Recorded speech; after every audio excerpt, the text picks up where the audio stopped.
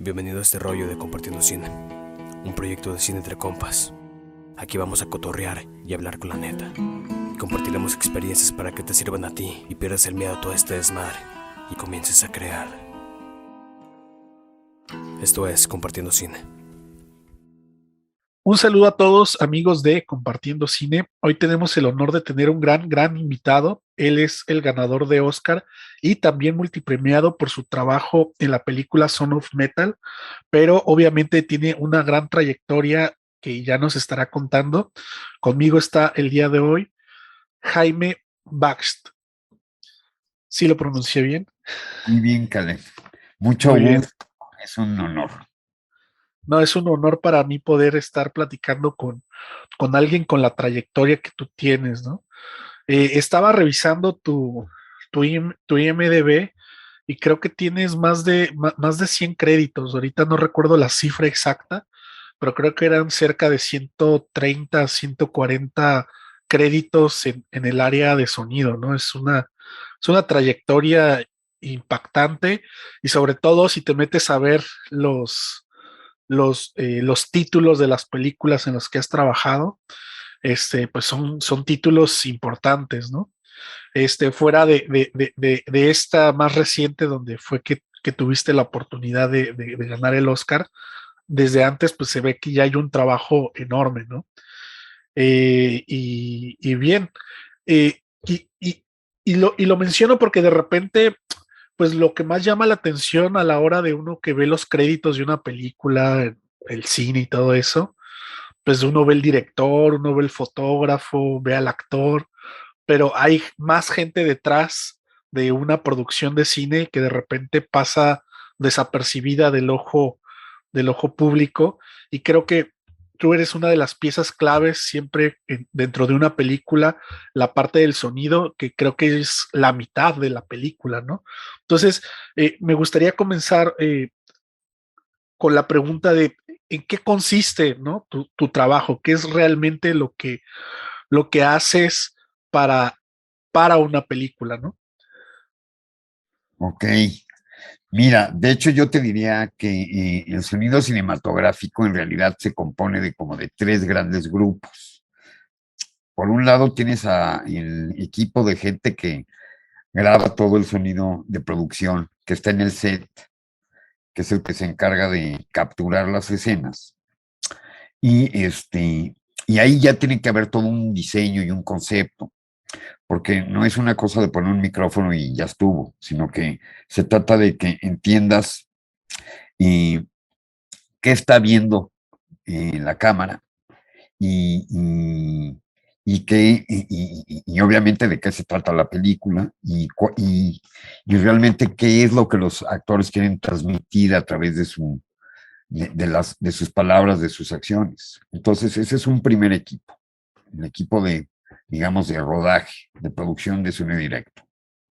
Una vez que está hecho ese proceso, y ya se filmó la película y la tienen que empezar a editar. Empiezan a editar imagen y usan parte de ese sonido que se grabó en el set como sonido guía. Muchas veces los directores agregan ciertos sonidos que son fundamentales en la historia o que son claves para unir escenas y que en donde los sonidos son pues importantísimos para poder ligar y para poder contar la historia. Entonces, ese tipo de sonidos se ponen como maquetas a la hora que se edita una película. Pero una vez que ya está hecho esa idea, entonces entra otro equipo, que es el equipo que se dedica a diseñar el sonido de la película y a editar el sonido de la película. Y, y este equipo, pues, digamos que son varias gentes, porque digamos que el más importante de todos los editores en realidad es, en inglés se le conoce como Sound Supervisor. Y en México, el Sound Supervisor pareciera que es el Sound Designer. Eh, Creo que tiene que ver un poco con la traducción, porque Sound Supervisor es, si lo traduces, ¿cómo se llama? Sound Supervisor es supervisor de sonido, suena como garrotero de restaurante. Entonces, no les gusta ese nombre y les gusta más el nombre de sound designer. Pero lo que pasa es que una película grande o una película importante o compleja, diría yo, no sé si importante, pero compleja, puede ser que tenga más de un diseñador. O sea, por ejemplo, una película, un Batman, pues hay quien diseña el Batimóvil y ese es un diseñador. Pero hay otros personajes, otros editores que se dedican a ver cómo va a sonar la capa de Batman, yo qué sé. Entonces, en ese momento se hace una serie de, se requieren de más de un diseñador y alguien tiene que coordinar qué es lo que está diseñando cada uno. Ese es el sound supervisor. Luego tienes a los editores de diálogos y a los editores de efectos, otros que no necesariamente son de tanto diseño, pero que sí se necesitan. Y yo que sé, puertas, y cómo son los pasos, cómo suena el personaje en sí.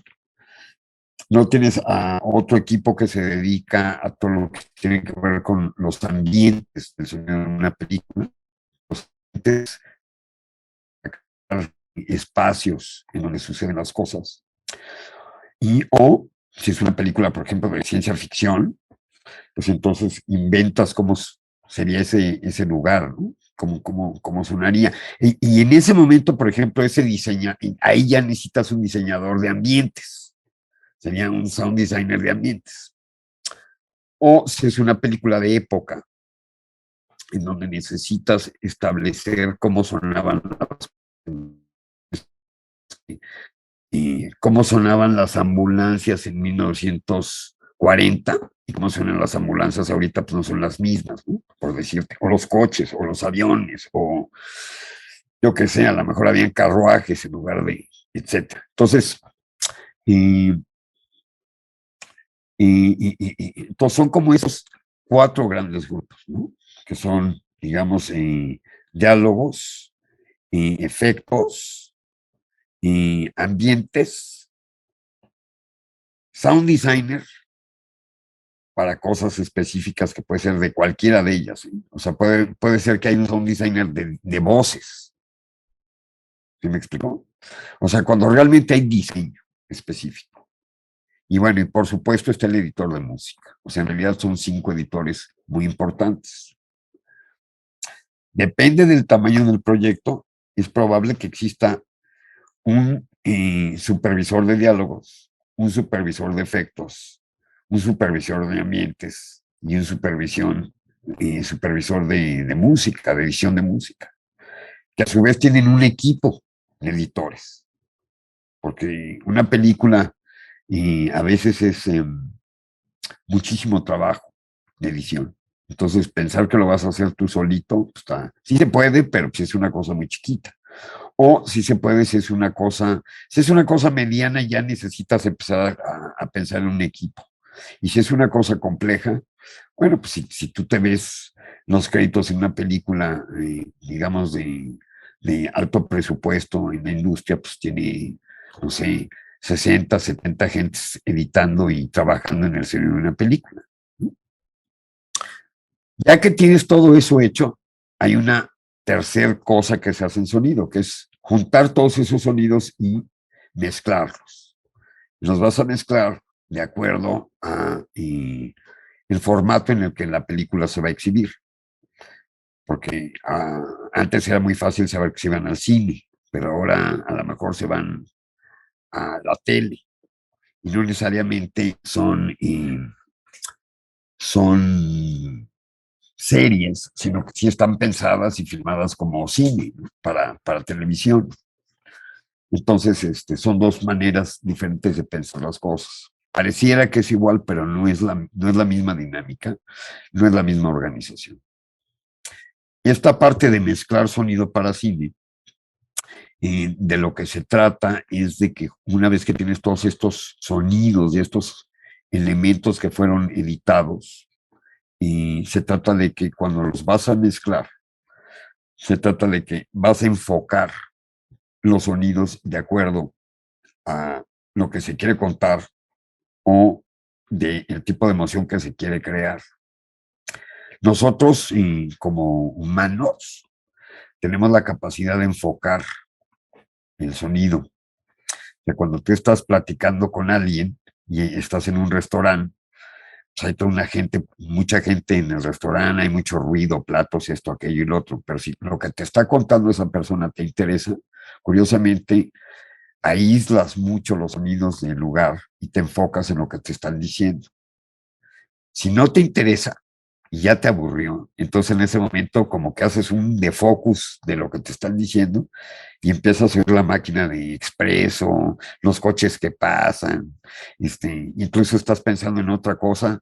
Y entonces esa idea que es algo que hacemos como humanos, y probablemente todos los animales, ¿no? Todos los animales, porque los humanos somos uno del grupo de los animales, el pensante supuestamente, y, pero por ejemplo los perros son capaces de enfocar durísimo sonidos que nosotros no somos capaces, y en parte tiene que ver con una cosa que tiene que ver con la sobrevivencia. Esto de que enfocamos y nos sirve también para saber qué está pasando a nuestro alrededor. Cuando un niño nace, cuando un bebé nace, no sabe todavía cómo enfocar las cosas. Entonces, los sonidos para él son importantes. Y entonces no enfoca muy bien, pero cuando empieza a reconocer la voz de su mamá, por ejemplo, de sus padres, y en ese momento es capaz de que cada vez que oye a su mamá, empiece a enfocar cosas, ¿no? Entonces, mezclar una película, de eso se trata, de cómo vas enfocando los sonidos de tal manera que el espectador va siguiendo la trama sonora de la película a través de que, en este caso, no es el espectador el que necesita enfocar entre todo ese mundanal de ruidos en una película, sino que justamente la mezcla es como hacer esto artificialmente. Hay películas que, por su naturaleza, hacer eso artificialmente, exageradamente, es parte, digamos, del concepto sonoro de la película. Y hay películas donde se busca mucho más naturalidad y mucho más realismo, y entonces tienes que ser mucho más cuidadoso y buscar realismo de cómo se enfocan las cosas, pero siempre llevando al espectador a esta idea que es la que quieres contar. Yo me dedico a la parte que tiene que ver con mezcla. O sea, dentro del sonido cinematográfico, estas tres grandes divisiones, sonido directo, edición y mezcla, yo me dedico a la parte de mezcla. Ok, entonces tu trabajo consiste en mezclar todos los sonidos para que se enfoque al sonido importante dependiendo de la escena, ¿no? Y, Exactamente. y me parece curioso porque supongo, como tú mencionabas, hay películas que dices que hacen más artificial esta mezcla, bueno, este enfoque de que nosotros como humanos lo hacemos de manera natural, pero eh, esa manera de trabajar o ese enfoque, supongo que te lo puede asignar el director o el productor, depende de quién esté a cargo del proyecto, pero tú como mezclador de sonido, ¿qué margen tienes o qué espacio tienes para colaborar o para proponer, decir, esto si es más así, puede sentirse mejor o qué margen de creatividad hay en tu trabajo? Digo, supongo que dependerá mucho del proyecto y de quién esté a cargo, ¿no? Pero en general, más o menos, ¿cómo funciona? Sí, efectivamente, depende mucho del proyecto, depende mucho del director. Pero otra vez, una cosa que sucede es que el cine es un proceso de colaboración, es un proceso de equipo.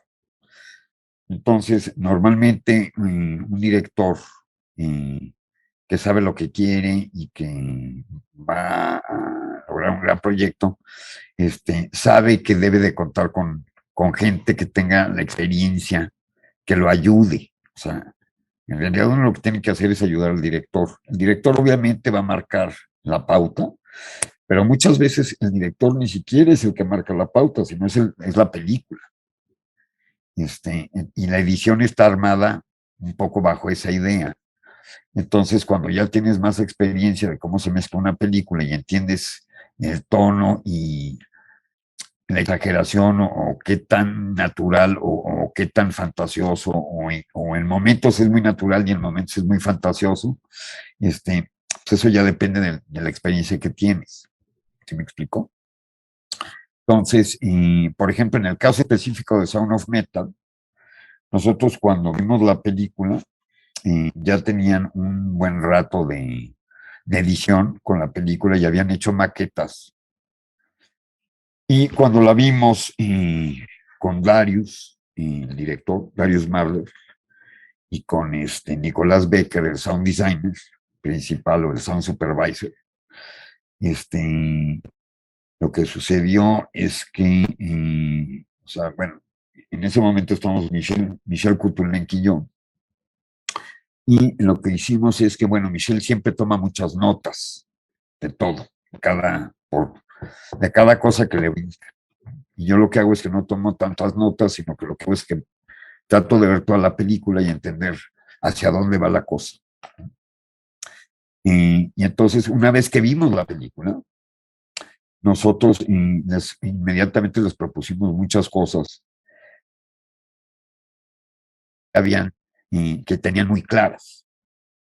Pero resulta que no necesariamente sucede eso, porque en el proceso de edición y de diseño sonoro, e incluso en el proceso de edición de la imagen y para contar la historia en imagen, resulta que el director lleva probablemente, no sé, un año con su película. Entonces hay muchas cosas que él ya da por hecho, pero que no necesariamente existen. Lo mismo le sucede al diseñador. El diseñador lleva mucho más tiempo que el que va a mezclar la película. Entonces, a veces te casas mucho con tus ideas. O sea, es como si te pasan una rola en la radio y te la ponen 1000 veces. Llega un momento en que la primera vez que lo viste dijiste, ¿qué es eso? Qué horrible. Pero después de 100,000 veces dices, no, hombre, pues está increíble la rola. Entonces te pasa un poco eso mismo con la manera en la que piensas que ya tienes la historia y piensas que la manera de hacerles por acá o por allá. Otra vez depende mucho de la experiencia de los directores, porque hay directores que lo que hacen es que justamente están o muy pegados a todos los procesos y los sobreviven, diría yo. Y hay directores que lo que hacen es que dan las pautas y dejan que la gente trabaje para después ellos verlos y poder hacer correcciones más claras. ¿Sí me explico? Entonces, depende mucho de la manera de trabajo del director y depende mucho de qué tan claro tiene el director. Y cuando te llegan las cosas, las maquetas de esas ideas ya están hechas. Entonces, bueno, cuando vimos a unos Metal, nosotros inmediatamente nos dimos cuenta que teníamos que hacer varias cosas así como en general, que no estaban hechas. Que los conciertos tenían que ser mucho más inmersivos y tenían que ser mucho más realistas. No tenía que ser un concierto que se viera bonito y que estaba ahí en la pantalla, ¿no? Es una banda de dos que hacen una especie de heavy metal trash. Entonces, eso no se oye bonito, eso se oye feo. Pero eso no quiere decir que se oiga feo en el sentido de, de, del sonido en la película, sino lograr capturar la razón por la cual el tipo se va a volver sordo. Entonces, si todo se oye muy bonito y todo está perfectamente bien producido y demás, hay una cosa que se llama sonogenia en el cine, que es la relación que hay entre el sonido y la imagen, y que te dice que no, eso que estás viendo no corresponde a lo que oyes. Y ¿sí me explicó? O sea, estás viendo un concierto súper rupestre que se oye como si fuera un disco, dices, no. Entonces, originalmente los conciertos estaban un poco tratados como si fueran algo muy bonito, como si fuera un disco. Dijimos, no, pues esto no, para nada, o sea, esto no es. Eso por un lado. Luego, por el otro lado, antes de que Riz se vuelve sordo, pensamos que el sonido tenía que ser lo más transparente posible, tenía que ser nada perturbador al espectador. O sea, es la vida cotidiana del personaje. Y entonces, el sonido para el espectador es como eso, muy cotidiana. Entonces, no debe de llamar la atención en lo más mínimo. De hecho, el enfoque ahí es mucho menos, todos los sonidos empiezan a pegar entre sí y creas una relación de sonidos que te produce una especie de hiperrealismo. Lo mismo pasa con el tema del uso de la voz y como la textura de las voces. El tema de la voz humana es que nosotros estamos muy acostumbrados como espectadores a oír la voz humana. Y la voz humana resulta que en la vida real no tiene cambios de color dramáticos. O sea, no es que diga, hola, ¿cómo estás? ¿Qué dices? ¿Se me explicó? Cambios de color muy dramáticos, porque cuando eso sucede, como espectador dices, no, pues, ¿qué está pasando ahí? O sea, así no es la vida real. Y lo que pasa es que cuando filmas, es probable que el micrófono esté en un ángulo y cuando hacen una reversa de cámara, el micrófono apunta para el otro lado y entonces para el otro lado hay una puerta, una ventana abierta, entonces hay mucho más tráfico y entonces que en el otro ángulo, ¿no? Y entonces cuando empieza a cambiar los ángulos, cambian todos los sonidos y cambian las texturas y se vuelve una cosa muy rara. Y entonces en ese momento eso hace que y como espectador digas, híjole, pues está muy raro esto. Y te distrae y muchas veces, si el guión no es buenísimo y si la película no es excelente, llega un momento en que tú solito te sales de foco de todo y empiezas a pensar en otra cosa y la música ya ni te interesa lo que estás oyendo y probablemente ni lo que estás viendo. ¿Sí me explico? Entonces, y en ese caso nosotros hicimos esas propuestas, hubo otras de cuando finalmente se pone el implante, ¿no? Cuando finalmente oye por primera vez con el implante, y Nicolás había hecho un trabajo padrísimo de los sonidos que debían de, cómo era oír a través del implante, pero había una cosa que tenía que ver con la manera en que estaba percibiendo Riz los sonidos a través del implante. Según Nicolás, a él le rodeaban los sonidos por todos lados, no había direccionabilidad de nada. Pero según nosotros, no. Nosotros pensamos que justamente él no nació sordo, él había vivido muchos años oyendo todo. Entonces, hay una cosa que se llamaba memoria auditiva. Entonces, si tú recuerdas, si yo ahorita, por ejemplo, te digo, a ver, imagínate que estás en el mar, cierra los ojos. Por memoria auditiva estoy seguro que puedes oír el mar. ¿Sí me explico? Entonces, así sucede con muchas cosas que le suceden a este personaje, porque para él, pues él tiene memoria auditiva. Entonces, él se acuerda perfectamente bien cómo era vivir oyendo. Entonces, para nosotros el tema es que cuando él echa a funcionar le conectan el implante, justamente hay una relación de lo visual con los sonidos que estás, con las cosas que estás viendo, con los sonidos que producen las cosas. Entonces, visualmente te enfocas a ese lugar, pero como tienes un implante y en realidad no funciona igual que los oídos y el cerebro, entonces en realidad tus ojos te dicen que las cosas vienen de allá, pero tu cerebro está enloquecido. Entonces no es que las cosas vengan de un solo lugar, sino que las cosas en realidad vienen de lugares diferentes, o sea, estás confundido, ¿no? Más bien es un proceso de confusión.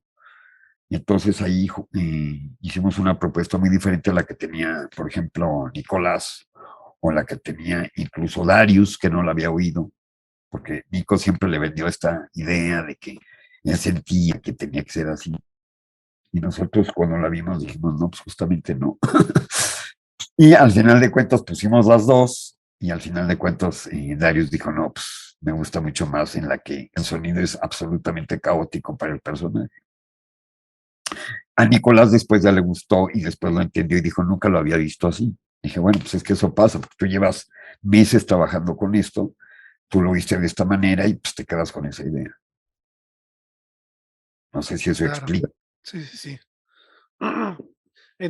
Vaya, entonces, pues de alguna manera tuvieron la oportunidad de experimentar un poco con esta película, por lo que me cuentas, y varias de las cosas que propusieron, muchas terminaron en el corte final. Y hace rato dijiste algo que me llamó mucho la atención, igual me gustaría platicar un poco también sobre eso, que creo que puede estar también dentro de esta película Son of Metal. Y decías algo como, no es lo mismo mezclar para un teatro, para una sala de cine, que para televisión, ¿no? Y ahorita con el cambio de paradigma que está existiendo ya desde hace algunos años, como decías, ¿no? Que hay películas que se van directamente a televisión, pero hay películas como el caso justo de esta y algunas otras, que si bien van para plataformas que se terminan viendo en televisión, también están de alguna manera pensadas para salas de cine, ¿no? ¿Qué se hace en estos casos, ¿no? ¿Cómo se resuelve? Bueno, lo que pasa es que eso sí es algo muy conocido digamos, en las técnicas de sonido cinematográfico, que lo que vas a hacer es que vas a partir del formato más grande. O sea, si se va a cine, ok, ¿y en qué formato de cine se va a pasar? O sea, hablando de sonido, puede ser que el sonido sea estéreo. En cine no existe estéreo realmente. Hay una cosa que se llamaba Dolby Estéreo, pero que había una bocina central, izquierdo, centro, derecho. Son tres bocinas atrás de la pantalla. Y luego había toda una serie de bocinas que se llamaban surround, que eran monobrales. Un solo canal por los cuales salía todo lo que mandaras a eso. Y eso se llamaba Dolby Estéreo. Pero luego salió el 5.1 y entonces ahí ya los surround son estéreo. Y luego salió el 7.1, en donde tienes los surrounds todavía más divididos, en los que tienes los laterales y luego tienes los que están atrás. Se llama el back surround. Y eso te da como una información de 360 grados. Pero ahora ya estamos en el formato Atmos, por ejemplo, que es un formato que tiene bocinas en el techo y cada bocina de surround puede ser independiente, etcétera. Formato muy padre, muy bonito, pero es un formato que le ha costado un poco de trabajo realmente llegar a los cines, porque justo cuando ya estaba creciendo la cosa, pues viene la pandemia. Entonces los cines, muchos tuvieron que incluso cerrar, y entonces las plataformas son las que surgen, ¿no? Y aunque hay Atmos para tele, poca gente realmente que yo sepa tiene Atmos en su casa. Entonces, pero bueno, en este caso, una de las cosas que lo primero que hace es definir en qué formato sonoro quieres la película. Por ejemplo, en el caso otra vez de Sound of Metal, platicando con Nicolás Becker, él me dijo, mira, la película sucede al frente, izquierdo, centro, derecho. Le dije, no, pero espérate, Nico, no seas así. Vamos a hacer la 5.1, no 7.5.1. Dice, ok. Curiosamente, para esos mismos Óscares, había otra película con la que estamos compitiendo en el caso de sonido, que se llama Mank. Y Mank sí fue hecha en izquierdo, centro, derecho, porque ellos querían, por concepto, pues es una película que sucede en los 20 o en los 30, no me acuerdo bien. Y entonces el sonido cinematográfico en esa época incluso era monobral. Entonces, la película blanco y negro, el sonido viene solamente de una fuente al centro de la pantalla. Entonces dijeron, bueno, no lo vamos a hacer así monobral, pero sí lo vamos a hacer frontal totalmente. Entonces, pero bueno, en el caso de unos metal definimos 5:1 y al final de cuentas creo que fue un gran acierto. Y entonces el formato más grande es 5:1 en este caso, theatrical, cine.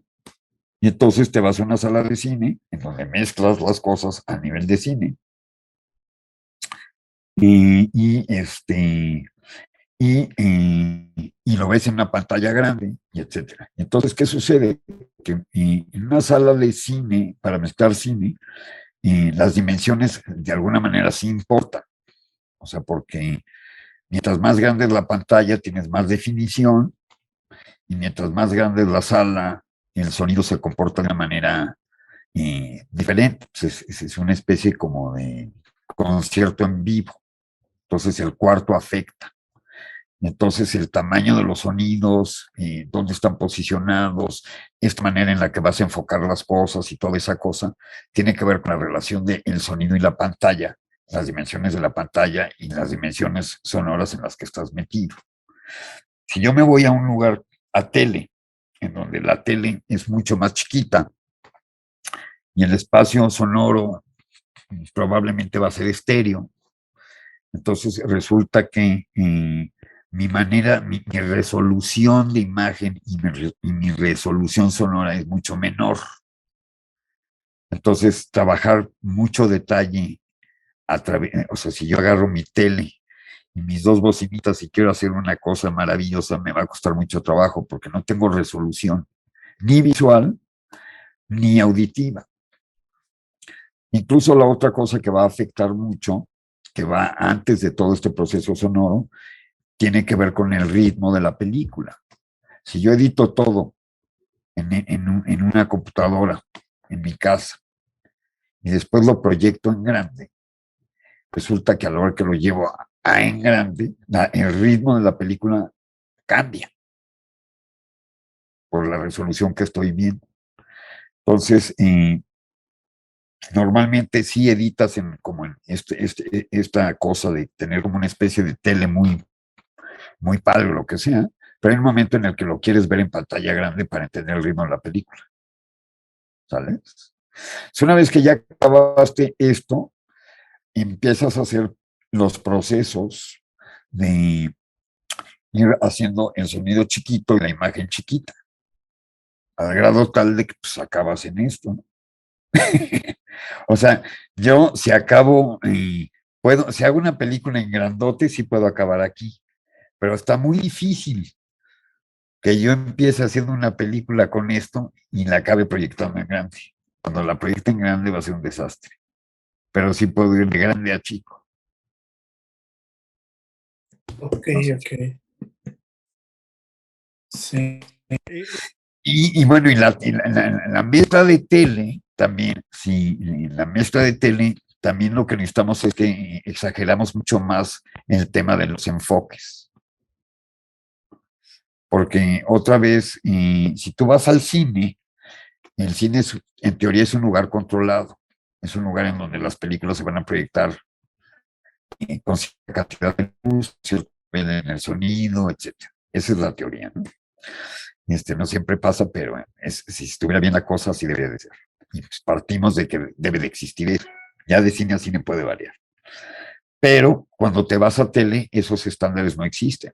O sea, yo puedo, depende si estoy viendo la película a las 3 de la mañana, pues no le puedo poner el volumen a lo que debe de ser porque pues, seguramente alguien se va a molestar. Entonces la voy a oír así como en chiquito.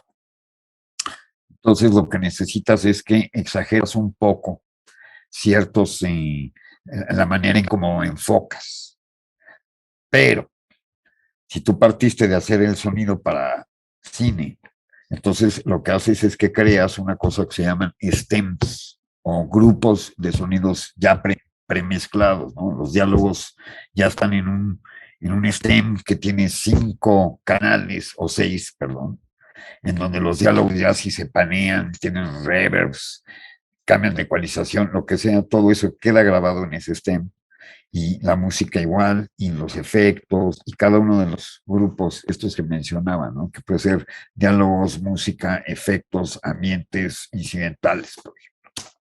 Incidentales son los pasos, todos los sonidos que producen los espectadores, digo, los personajes. Entonces, lo que haces es que agarras esos stems, te pones en un formato de televisión, o sea, te vas a oír muy chiquito, pero tienes los stems que hiciste originales para 5.1. Y entonces es muy probable que hagas ajustes entre los grupos para hacer, exagerar estos enfoques, si es que se pierden un poco en la tele o en el formato más chico. Ok, muy bien. Hay una pregunta quizá un poco técnica y yo sé que a lo mejor voy a pecar de inocente tal vez, o no sé cómo decirlo, pero eh, entiendo de una manera muy básica, por decir la diferencia entre un sonido estéreo y por decir ya el sonido 5.1, 7.1, pero de una manera, no sé, breve o muy fácil, como tú puedas explicar cuál es la diferencia entre esos dos tipos de sonido y su implicación, ¿no? A la hora de la relación con nosotros como espectadores, ¿no? Mira, lo que pasa es que el formato estéreo, de hecho, como tal, en el cine no aplica. ¿Por qué no aplica? Porque en el formato estéreo lo que tengo son dos fuentes sonoras, o sea, una bocina izquierda, una bocina derecha. Pero si yo estoy en una pantalla que mide, yo qué sé, 10 metros de ancho, y yo me siento del lado izquierdo de la sala de cine, si no tengo una bocina central, entonces lo que va a pasar es que el que se siente del lado izquierdo va a oír que los diálogos vienen del lado izquierdo. Y el que se siente del lado derecho va a oír que los diálogos vienen del lado derecho. Y el que se sienta al centro de la sala va a oír que se oye en estéreo y que sí los diálogos vienen enfrente de la pantalla, ¿me entiendes? Entonces, la bocina central siempre ha existido en el cine. De hecho, antes de que fuera estéreo, cuando era monobral, cuando era solo una bocina, siempre la bocina que siempre existió era la que estaba al centro de la pantalla, porque las cosas suceden al centro de la pantalla, normalmente. Entonces, estéreo funciona bien para televisión, porque otra vez el espacio en el que voy a oír es mucho más chico. Pero pasa un poco lo mismo. Si estoy viendo una película con mis cuates en mi tele estéreo, los que estén sentados en el lado del sillón del lado derecho van a ver que las cosas se cargan del lado derecho y los que están sentados del lado izquierdo van a sentir que todo viene del lado izquierdo. Entonces, la bocina central te da chance de que te enfoca hacia el centro de la tele. ¿Se me explicó? Pero otra vez, si eres tú el que está viendo la peli, tú solito te vas a buscar el centro y te vas a sentar al centro. Es una cosa como natural. Ahora, y entonces el formato, digamos, de tener por lo menos una bocina al centro, la monobral, ese siempre fue desde que existe el cine sonoro. Después creció el formato y entonces lo que había era en la bocina central más unas bocinas para hacer sonidos estéreos, para poder oír efectos estéreos, para poder oír música estéreo, para poder hacer que un coche pasaba de derecha a izquierda, para darle movimiento al sonido dentro de la pantalla. Entonces, en el caso ya cuando si no avanzó más, porque la tecnología lo permitió, el formato 5.1 es tener estas tres bocinas en la pantalla, izquierdo, centro, derecho. Puedo mover cosas de derecha a izquierda, de izquierda a derecha, o dejarlas entre la bocina central y la derecha. O sea, puedo posicionar las cosas. Pero entonces en el 5.1 lo que surge es que se inventa este concepto, el surround estéreo, que son estas bocinas que están en los cines en las paredes, y que esas bocinas lo que me van a dar es no necesariamente la sensación de que los sonidos vienen de atrás o que vienen de un lado, sino que lo que sucede es que sí me permiten en un momento dado trabajar sonidos fuera de la pantalla, más allá, o sea, nos permite imaginar lo que la cámara no está viendo si lo necesito. ¿Sí me explico? Entonces es como, pues, te da chance de salirte de la pantalla y, y trabajar con crear más bien espacios sonoros nuevos que podrían ayudar a contar la historia. Cuando se usa de esa manera es muy poderoso y se le conoce también como sonido inmersivo a eso.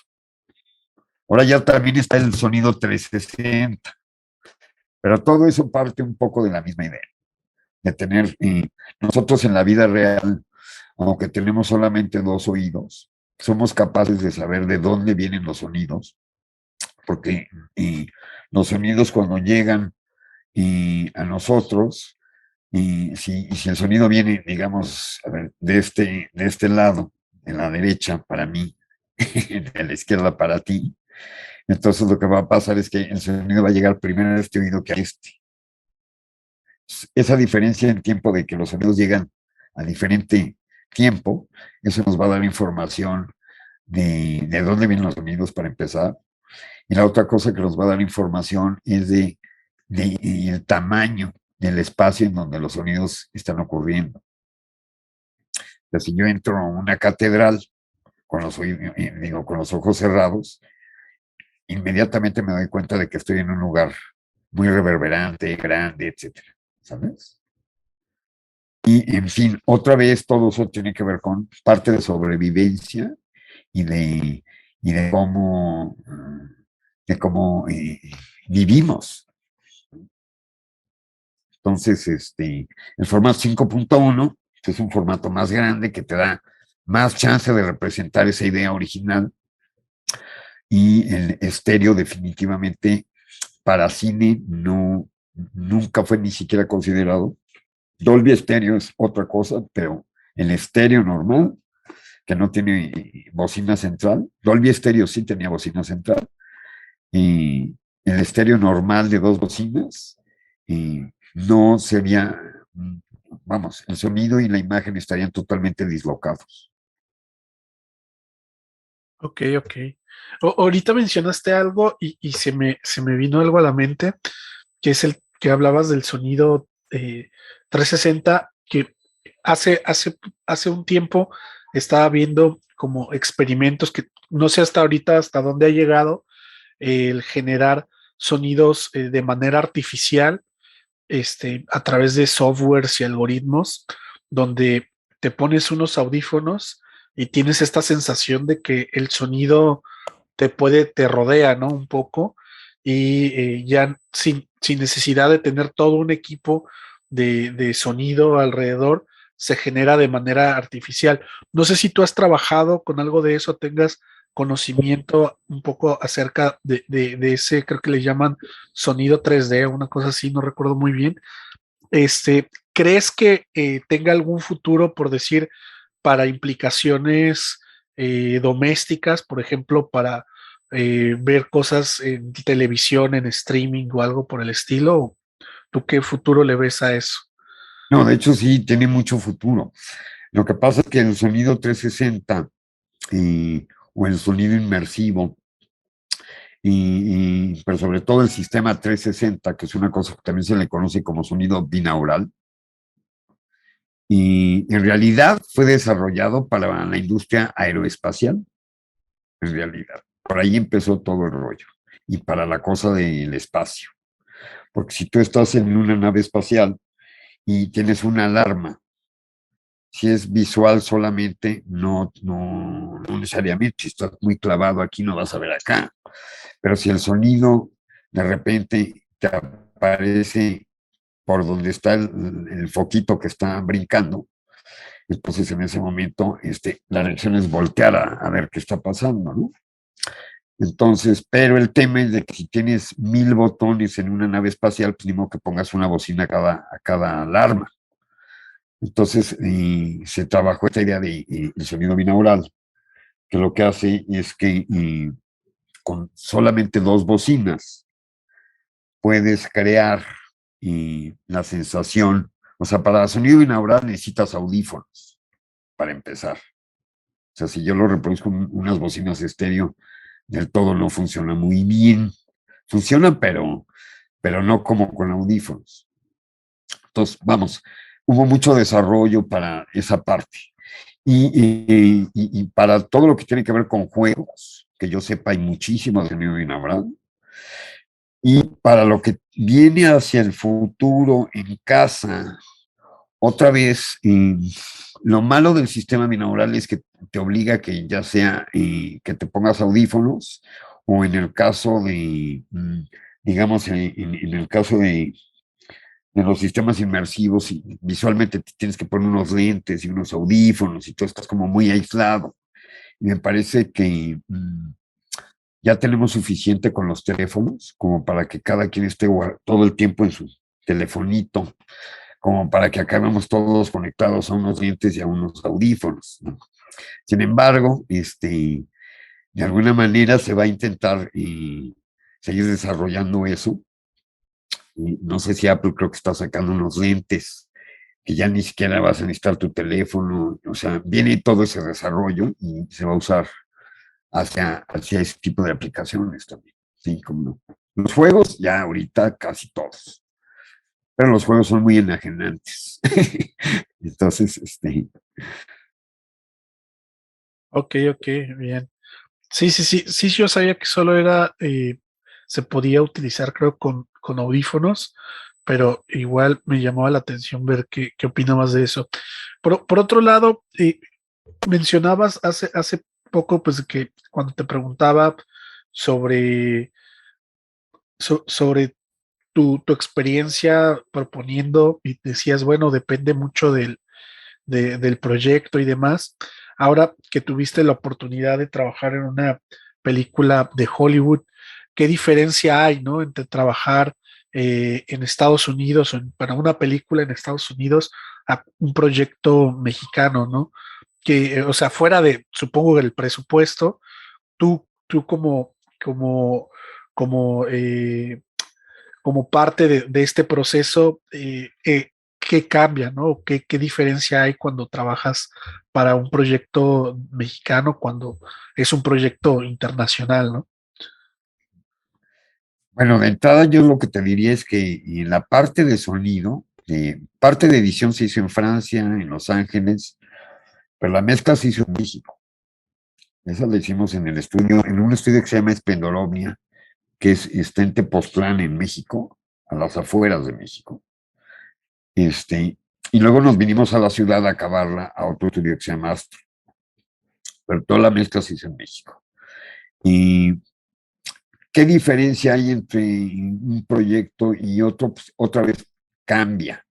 No hicimos nada diferente a lo que nosotros hacemos con nuestros colegas en México. No hicimos absolutamente nada diferente. O sea, y todas las películas para nosotros son como la mejor película en la que podemos estar, siempre. Y siempre ponemos lo más que podemos. Y siempre las hacemos lo mejor que podemos. Pero probablemente lo que es interesante de cuando trabajas con, digamos, equipos que son pues de más países, que son multipaíses, multiculturales, es que sí hay diferencias en idiosincrasia y de conceptos, y hay momentos en donde hay mucha coincidencia y hay momentos en donde, pues, como en Francia, yo que sé, y siempre le han hecho así, pues como que le están haciendo asá en México. Entonces, en este caso tuvimos la suerte de todos hacernos súper amigos y de oírnos todos a todos. Es decir, nosotros propusimos muchas cosas, sí, pero toda propuesta de Nicolás o toda propuesta de Darius era absolutamente explorada. O sea, en ningún momento es, no, no, no, es como nosotros decimos, o sea, ¿no? Ni tampoco es Darius, no, no, no, es como yo digo. O Nico, no, pues es que es así. Aunque hubo como dos cosas que Darius me dijo, no, esto sí tiene que ser así. Y Nicolás me pidió tres cosas. Dije, no, me dijo, sí, lo que está perfecto, pero por favor que sea así. Ok, sí, con todo gusto. Y cuando trabajas en México, pues y también otra cosa que pasa es que estás con es como estar con tu familia, o sea, es como estar con tus cuates, ¿no? Y entonces es un poco más relajado, y yo diría que esa es la diferencia. Es como más relajado. Y la cosa es que eso es bueno y malo, porque el tema es que cuando trabajas en equipo, mientras más concentrados están todos, el resultado es mejor. Y en este caso, como pues Nicolás francés y Darius neoyorquino y nosotros mexicanos, y por ahí los que hicieron todos los pasos y los incidentales son finlandeses. Entonces, como que había una cosa de que estás representando a tu patria. Entonces, estábamos mega concentrados. Y cuando trabajamos con los colegas en México, pues es un poco más relax en el sentido, pero nosotros en específico sí somos muy concentrados. O sea, Michelle y yo llevamos 15 años haciendo películas y tenemos un sistema súper conectado y súper desarrollado. O sea, llevamos 15 años viendo cómo mejorar para hacer lo mismo mejor. Qué bien, muy, muy, muy padre, muy interesante. Hace poco hace tiempo ya hablaba con un director de cine muy, muy independiente que platicaba su experiencia levantando su primer película y me mencionaba, dice, creo que hoy en día con la facilidad que hay de la tecnología, creo que se puede hacer casi todo desde tu casa, dice, menos la mezcla de sonido, dice, esa sí la tienes que hacer en una sala de cine y en un estudio, ¿no? Pero menciono eso porque hoy con la facilidad que hay con la tecnología, que las cámaras se han vuelto más baratas, que más gente se está animando a hacer cortometrajes y todo, de repente creo que una área que se descuida o que se deja muy, muy de lado y que muchas veces llegan a hacer que se compliquen las cosas es el sonido, ¿no? Y desde tu punto de vista, para pues, quienes quizá todavía no tienen esta facilidad de poder acercarse, poder tener un estudio a disposición y están haciendo todo desde, pues para experimentar, para empezar, para formarse, ¿qué es lo que te deberían tener en cuenta a la hora de, pues, tanto registrar sonido como quizá mezclar su sonido, ¿no? Bueno, yo realmente ahí sí siempre les recomiendo una cosa. Lo primero es que empiecen a ver las películas también en sonido. Es decir, eh, una película que te interesa la ves como película y luego te recomiendo que la veas en sonido. Y cuando lo veas en sonido, la empieces como a desmembrar. Es una cosa como de apreciación sonora, ¿no? Es como cuando estás estudiando composición musical, que tienes que, yo qué sé, Mozart hizo un concierto para clarinete y entonces, ok, obviamente vamos a ir al clarinete, pero ¿qué están haciendo los primeros violines? Entonces, oye el concierto en primeros violines. ¿Qué están haciendo los segundos violines? Ah, ahora vuélvelo a oír, pero nada más oyen lo que hacen los segundos violines. ¿Qué están haciendo las flautas? Ah, pues nada más oye lo que están haciendo. O sea, obviamente no lo puedes aislar, pero quiere decir que te vas a enfocar a escuchar sobre todo eso. ¿Qué está haciendo cada una de las cosas? Entonces, mi recomendación es que vean la película, primero que nada, como película, y después la oigan en diálogos. ¿Cómo están funcionando los diálogos? ¿Qué está pasando ahí? Mira, hay perspectivas, no hay perspectivas, los diálogos cambian de color mucho, y etcétera. Están fuera de sync, y en fin, todo lo que puedas aprender de oír películas a través de oír diálogos. Luego, óyela a través de música. ¿Qué está haciendo una música? ¿Y por qué me gustó la música o no me gustó la música? O me gustó toda menos este momento, etcétera, ¿no? Esa es algo que todos podemos hacer, que no cuesta y que lo podemos hacer. Nada más que hay que ir apuntando y concentrándose y oyendo. Ahora, ¿cómo se oye la película en efectos? ¿Cómo son los ambientes? ¿Cómo son los incidentales? ¿No? Entonces, ahí lo que va a suceder es que vas a empezar a crear un criterio de cómo suenan las cosas. Una vez que entiendes cómo suenan las cosas en el cine, cuando vas a grabar sonido para tus proyectos, entonces ya tienes una referencia. Ah, mira, es que pero se oía así. ¿No? ¿Cómo le hacían? ¿Por qué se quedó así? ¿Por qué esta me quedó así? Entonces ahí ya le vas a tener que empezar a buscar en internet cómo le hizo fulano en tal película, cómo le hizo sultano en tal película, el ABC del micrófono, yo qué sé. ¿No? Pero si tú empiezas con el ABC del micrófono, y con eso cuando hagas tu captura, y no hay concepto de captura, o sea, simple y sencillamente hay un micrófono puesto y ya estuvo, ahí está el sonido, ya estuvo. Pero no es lo que yo creí, en realidad no hay ningún concepto, simple y sencillamente es como una cosa muy técnica. ¿No?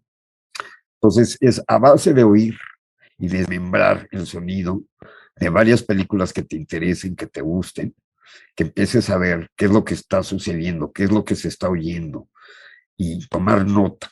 Entonces vas empezando a crear todo un concepto sonoro y ahí empiezas a pensar en sonido. Y de ahí, bueno, pues viene todo otro proceso que es cómo se puede lograr hacer esto. Y ahí es, pues cosas muy específicas que hay que saber. Pero lo primero es concepto. Si no hay concepto, lo demás, o sea, si yo me aprendo el software y no tengo nada que decir, pues sí, a lo mejor soy el más rápido de la pradera apretando shortcuts. Mira qué rápido edito, sí, pero ¿qué estás editando? ¿No? O sea, ¿sí me explico? Es más importante primero lo otro. El software, mal que bien te lo vas a aprender. Si ves unos videos y todo eso, a lo mejor te lo aprendes en una semana, ya estás haciendo cosas y dentro de 10 años, bueno, ya serás el experto si es que realmente te interesó. Pero si no hay concepto y ver los videos del software, pues como que lo malo es que si editas en el software y todo eso, parece que ya sabes hacer algo y ese es el engaño. ¿Sí me explicó? Esa es mi recomendación. No sé, otros dirán otra cosa. Sí. Yo digo. No, está súper bien, muchísimas gracias. Y desde tu experiencia, ¿cómo te acercas a poder narrar o poder contar algo desde la parte de sonido que tú haces, ¿no? ¿Cómo te enfrentas a eso y decir, si hago esto, entonces se va a sentir esto, ¿no? ¿Es intuición o hay parámetros que puedes seguir así como la música, de si subes la notita así, pues se va a sentir más emoción, si la bajas se va a sentir, ¿cómo funciona un poco eso, ¿no? Bueno, otra vez y lo que te digo es que hay que entender de qué se trata la película y hay que entender qué es lo que los diseñadores y el director traen a la sala de mezcla para saber si estás como de acuerdo en lo que tú estás viendo y oyendo contra lo que se supone que dicen que ellos están viendo y oyendo. Eso es un proceso un poco, eso te lo da en los años, de echar a perder, como decimos nosotros. Pero lo que sí es muy importante para mí, por lo menos, es que no necesariamente mi primera aproximación al sonido de la película es a través de lo que piense el director o lo que piense el diseñador, sino que yo tengo que tener una primera aproximación hacia ese sonido y trabajar con lo que ellos tienen y donde veo que no se cuenta lo que ellos dicen que se cuenta, decírselos.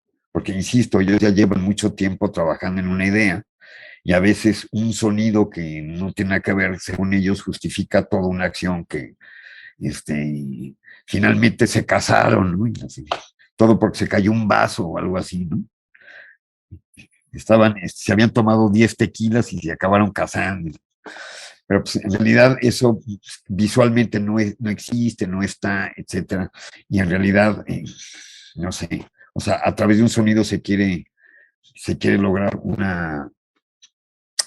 pues contar una historia que pues, no estás contando. ¿Sí me explico? Entonces, cuando yo en la película y de repente veo que se cae un vaso así, ¿y por qué se cae el vaso? No, pues es que mira, Vela se va a casar y no, pero ¿cómo? Entonces, ahí es donde tú puedes contribuir a decirles, no, yo no veo esto. Si yo no lo veo, no estoy muy seguro que los espectadores lo vayan a ver. Ustedes ya lo vieron 1000 veces, lo platicaron, hicieron toda una justificación para creer que eso ya funciona. Y pues, se los digo de una vez, no funciona. Entonces, esa es la manera en cómo puedes contribuir. Pero tienes que primero hacer lo que a ti te gusta. O sea, haces una primera aproximación de cómo, con lo que ellos trajeron, de cómo sientes que funciona para ti, que te tiene que gustar a ti. Si no te gusta a ti lo que estás haciendo y al director le encanta lo que... o sea, a mí no me gusta lo que estoy haciendo, pero al director le encanta, nunca me ha pasado. Así. y, y lo más importante es que no vas a pensar a ver si le gusta a todo mundo. O cada vez que subes algo, pones algo, oigan, ¿cómo ven? Ahí les gustó. Y ahora viene otro pasito, oye, ¿qué onda? ¿Qué dicen? ¿Sí va para allá o es para acá? No, pues llega un momento en que todo el tiempo estás dudando de todo. Entonces, no solamente no aportas en nada, sino que llega un momento en que la gente se desespera, porque es como que no tienes un criterio, ¿no? Y una vez que ya hiciste esa primera aproximación, la ves con el director y con el diseñador y tomas notas de cosas que a lo mejor sí tienen que cambiar porque ellos sí se la imaginaban diferente. Pero entonces dices, pero si te la imaginas diferente, con estos 3 sonidos que trajiste no se está contando eso. Te falta esto, esto y esto. Ok, gracias. Entonces ya el diseñador le agrega los sonidos, el director probablemente está de acuerdo o a lo mejor dice, si vas a poner esto, esto y esto, pues a lo mejor ponle esto, esta otra cosa más. ¿Se me explicó? O quítale todo esto, no sé. Ok, ¿no? Se contribuye a que se siga eh, cambiando la historia y la idea, ¿no? Como dicen, hay 3 películas, ¿no? La que se escribe, la que se dirige, la que se postproduce o se edita. Uh-huh. Pues bien, ya llegando casi al final de esto, pues primeramente agradecerte por tu tiempo y por tu generosidad al compartirnos todo estos años de experiencia y conocimiento que has adquirido a lo largo de tu trayectoria en este poquito tiempo. Este, y pues bueno, no sé si quieras comentar algo antes de terminar o algo que quieras decir para cerrar. Pues, bueno, de entrada, muchas gracias, Caleb, por invitarme.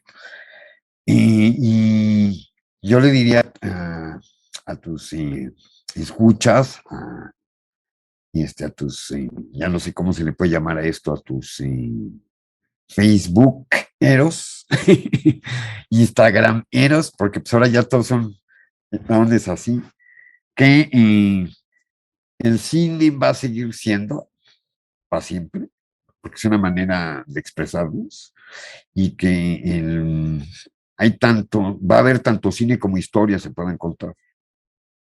Y entonces la gente que se quiera dedicar a esto tiene que tener paciencia, tiene que echarle muchas ganas, pero al final de cuentas, a los que verdaderamente les interese y a los que verdaderamente se prendan con la idea, hay muchísimo que hacer en México y en el mundo. Grandes, grandes palabras. Muchas gracias. Pues bueno, con esto cerramos. vuelvente a agradecer y agradecer también a la gente que nos ve y que nos escucha y que nos vean y nos escuchen la siguiente emisión. Hasta la próxima. Hasta la próxima.